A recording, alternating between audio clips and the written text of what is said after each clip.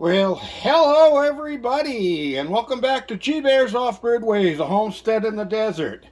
And it's finally beef jerky day. It's not the best day for it. We've got some clouds moving in right now, but the humidity seems to be holding on my weather station, so I'm going to give it a shot anyway. The worst that can happen is that the humidity gets too high. I have to bring the dehydrator inside the cabin and wait till tomorrow and put it back out again, and we should be still okay. Anyway, let's get to this. So I've got my top grate here, and I've got my bottom grate over there in the dehydrator unit that I built, and I'm having to do this inside because this is take 3 so far. I have had to put my phone in the refrigerator to cool it down, and then I get outside and I get 1.5 minutes into the video and the thing pops on and says your phone is overheating, it's going to shut down. So now I'm doing it indoors to see if I can get through this. So let me give you a little history on beef jerky. What is it? Well, it's dehydrated beef. And by dehydrated, I mean you want to take the moisture out of it, and all of the moisture that you can take out of it. Why is that? Well, moisture is what causes the meat to spoil. The moisture is where your bacteria will grow, and the moisture is where your mold will grow. So you want to get the moisture out. So people say, well, what happens if I want to make teriyaki jerky? Well, if you go into the store and you buy teriyaki jerky and you look at the bag, it says that it needs to be consumed within 3 days and refrigerated after opening the bag. All right, so there you go. Now you don't want to ever add anything moist to your beef jerky when you're making it. This simple Colonel Jackson's recipe of beef jerky is very simple. The ingredients are beef, coarse salt, and coarse black pepper. Now, if you like a little extra spice on your jerky, use red pepper flakes. They're dry. So what you want to do is add dry ingredients to your beef so that you don't add more moisture to it, which is going to cause your beef jerky to spoil. Okay, and that's the #1 secret, is getting the moisture away from this stuff.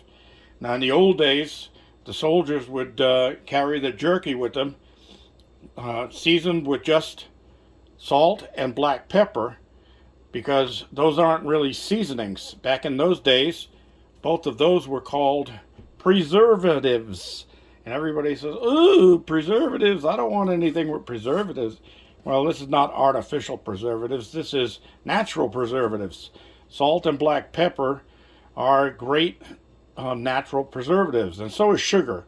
But not many people like sugar on their beef, so that would be something that you would use to preserve other things like fruits and vegetables and things like that. You would add sugar to it.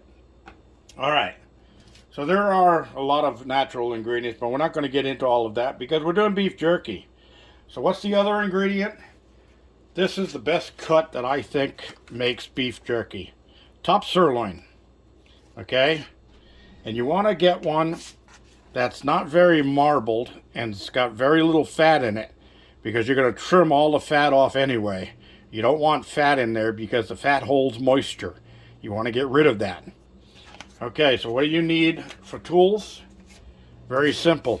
For years, I've just used this heavy-duty metal spoon as a pounder or a meat hammer.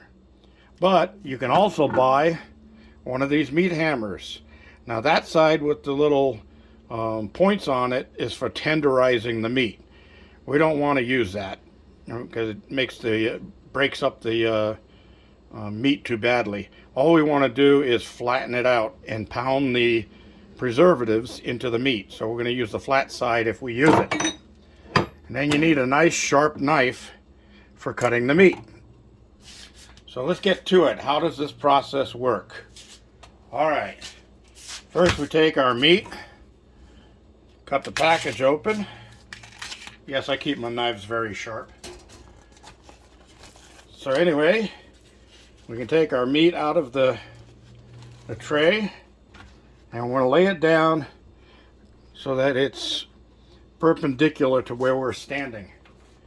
That's because we want to cut across the grain.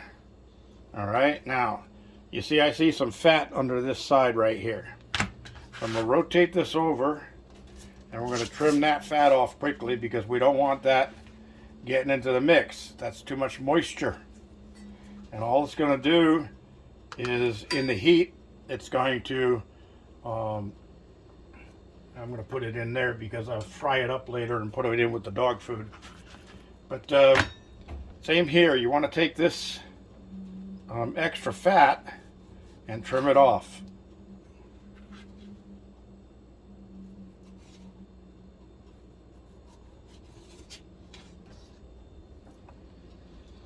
And I'm going to leave that on because I don't think I'm going to get down that far.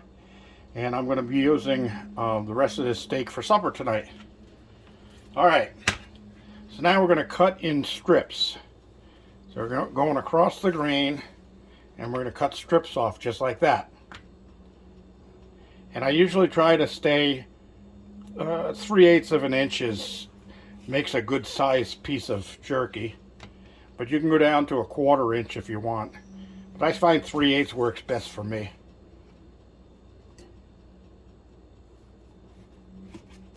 All right.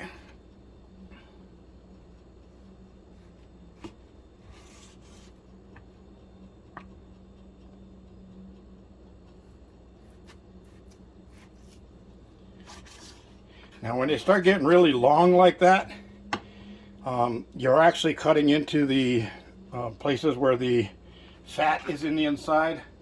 So you're going to cut those down in size anyway to get the fat out. Just like that. So they end up getting short again. Alright, so I got running out of room on my board here, so we're going to stop right there. I'm going to show you the process of making the beef jerky. Alright, so let me set this over in the meat tray.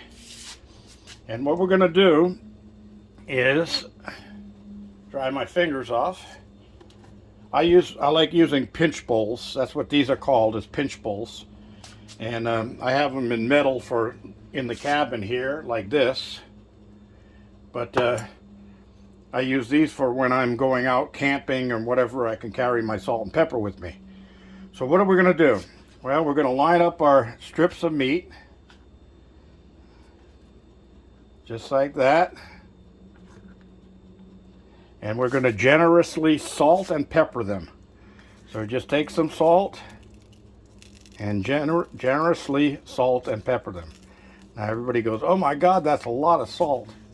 Trust me, it's really not, because it's going to break down and some of it's going to fall off.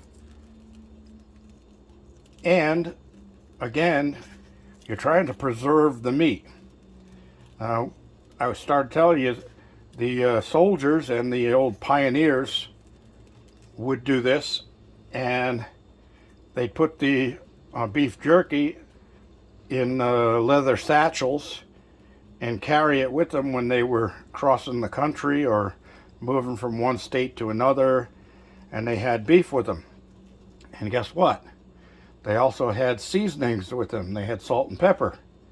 So all they had to do was locate some wild vegetables and take some of the jerky and throw it in a pot and add some water, put the vegetables in there, and cook it up, heat it up and boil it, and it would reconstitute the beef. It add moisture back to the beef.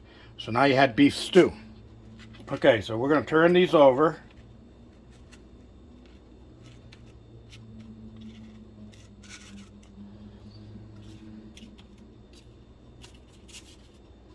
All right, I turn them over. I like to pick up a little bit of the extra salt and pepper that's on the tray or on the cutting board.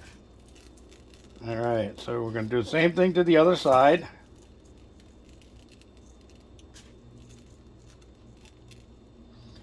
I used to do this years ago when I had a girlfriend, when I would camp about 35-40 miles from where I'm living here right now.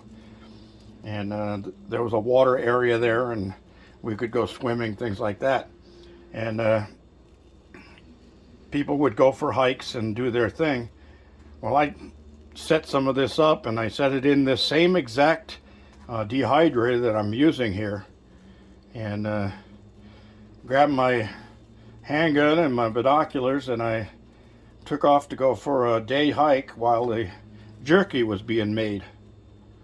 And when I got probably a mile and a half away, I guess, I decided to check back at camp and make sure everything was okay.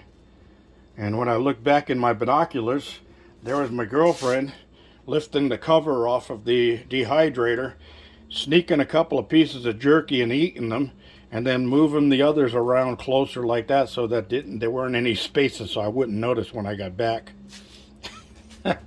Sneaky little thing, wasn't she? Anyway, she loved this beef jerky. If I made a bag of it up, she'd grab it and go hide it. She wouldn't let me have any. All right, so we've got that part of it done. So now what do? Well, we take our pounder, and we're going to take a piece of the jerky, and we're going to pound it down flat. And you don't have to be real super gentle. Now notice, a lot of the salt is gone right there, right? I'm going to turn it over and do the same thing to the other side. And you want to pound this down pretty thin. And what I usually look for is getting it to a point where it looks like it's starting to tear around the edges. And that tells me it's thin enough. Okay? So it's going to be like that. About that thin. Hey guys, knock it off. That's patches.